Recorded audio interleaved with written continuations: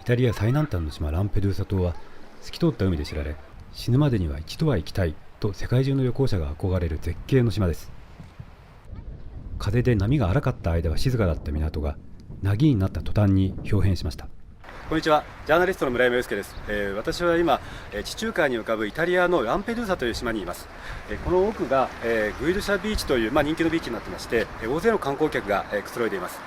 ビーチのですね、実は反対側、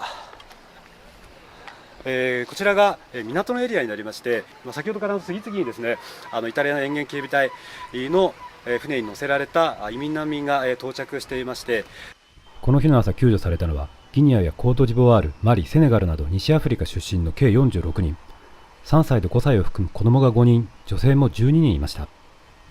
前日の夜明けごろ、およそ180キロ離れたチュニジア第2の都市スファックスを鉄板でできたボートで出港し、ランペドゥーサ島沖に流れ着きました。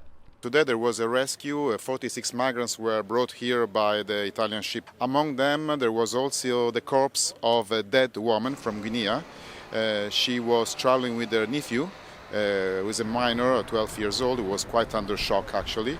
People fell into the water at the arrival of the Italian ship, the rescuers, and it was really a tragedy, but this is quite normal, I've been said, because with these iron boats, the people fell in the water very, very often, and so someone dies. These are the most dangerous boats we have ever seen, many, many more deaths than what we know. Probably with these boats, there are a lot of migrants who died at sea and nobody knows anything about it because they sank before anyone could spot them. That's a very, very, very serious emergency. この後ほぼ切れ目なく警備艇が接岸し、夜には洋上で見つかった男性の腐乱した遺体も運び込まれました。未明にも沖合で再びボートが転覆し、37人が救助されましたが、ブルキナファソ人の男性ら3人が行方不明となりました。地元メディアアグリジェントニュースの記録によると、この2日半で救助されたのは実に計32隻1842人で、死者・行方不明者は5人に達しました。イタリア最南端のランペドゥーサ島は欧州の玄関口としてリビアやチュニジアを出港する密航船の目的地となってきました。国連難民高等弁務官事務所によると、その動きは2023年に入って一段と加速し、海を渡ってイタリアに到着した人数は6月まででおよそ6万人と前年同期の 2.3 倍に。中でもチュニジア発が11倍へと爆発的に増えています。その多くはサハラ砂漠以南出身の黒人で、新型の鉄板ボートによる沈没が相次いでいます。救助された移民難民は、埠頭から大型バスで5分ほど走った内陸部にあるホットスポットと呼ばれる仮収容施設に向かいます。こちら定員400人なんですけれども、ここ数日、大勢の移民がついたということで、今は千数百人が中にいる状態になっています。マットレスや段ボールを敷いて寝ています。小さな子供たちもいます。Yes, I'm from Bangladesh. Some 7 years, some 6 years, some 2 years. フェンスの向こうからチュニジア人の少年が私に話しかけてきました。Cette place non bien, ne mange pas. Cette place trop sale, ne manger, ne boire, ne dormir bien. Damascus University. This is student ID. 8ヶ月前、首都ダマスカスから飛行機で一人リビアに入り、木造船で地中海を渡りました。Problem in Syria now, government he need me go to fly. Chad go to many years, many people go when you old 20. コロナ禍を境にホットスポットは高い柵で覆われ、島民や観光客と移民難民の2つの世界の接点が失われてしまったと元市長は語ります。Un'isola in cui ci sono due vite parallele, quella dei turisti e degli abitanti e quella purtroppo molto meno comoda. In questo momento è una separazione brutale, nettissima, perché con la pandemia hanno ricostruito la recinzione del centro di accoglienza rendendola invalicabile. C'erano possibilità di incontro, gli potevi vedere al bar che guardavano le partite in TV e c'era la possibilità di poterli anche aiutare, ascoltare le loro storie e secondo me questa era È normale, dopo ci sono quelle che ne parlano bene, quelle che ne parlano male. Ok. Però a volte parlano male perché è quello che succede. It's like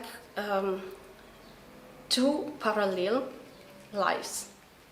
Before we have the possibility to understand why the migrants go away from the country, we can speak, we can share.